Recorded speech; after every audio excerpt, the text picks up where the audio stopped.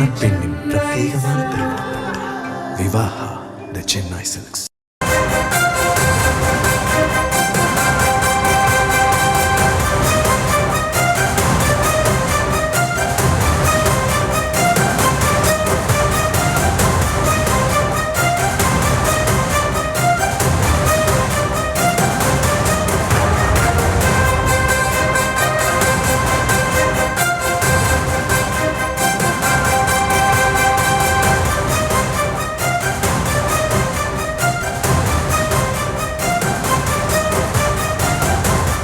அண்மை செய்தி. தமிழக சட்டப்பேரவையில் இலவச மடிக்கணினி 7.5% இடஒதுக்கீடு குறித்து இபிஎஸ் பல்வேறு கேள்விகளை எழுப்பி வருகிறார்.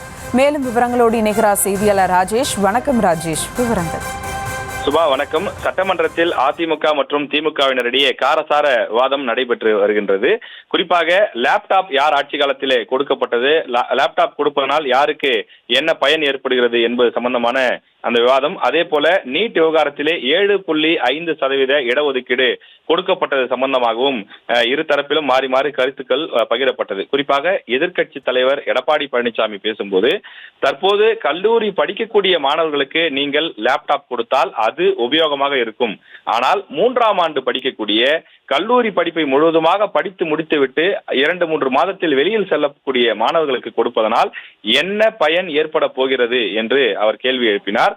நிதியமைச்சர் சொல்கிறார், எங்களுடைய ஒரிஜினல் கருத்துக்கள் என்றும் சொல்லாத கருத்தை நீங்கள் சொல்லுவது என்பது ஏற்றுக்கொள்ள முடியாது என்றும் அவர் குறிப்பிட்டு அந்த வார்த்தைகளை குறிப்பிட்டிருந்தார். குறிப்பாக எடப்பாடி பழனிசாமி அவர்கள் பேசும்போது 7.5% உள் ஒதுக்கீடு என்பது அதிமுக ஆட்சி காலத்தில் கொண்டு வரப்பட்டது. குறிப்பாக ஆளுநர் கையெழுத்திடாமல் இருந்த நிலையிலே மாநில அரசு தங்களுக்கு இருக்கக்கூடிய அதிகாரத்தை பயன்படுத்தி அதிமுக ஆட்சி காலத்திலே இந்த சிறப்பு சட்டத்தை கொண்டு வந்தது. இதனால் இன்றைக்கு பல்வேறு அரசு பள்ளி மாணவர்கள் பயன்பெறக்கூடிய ஒரு சூழல் உருவாகி இருக்கிறது.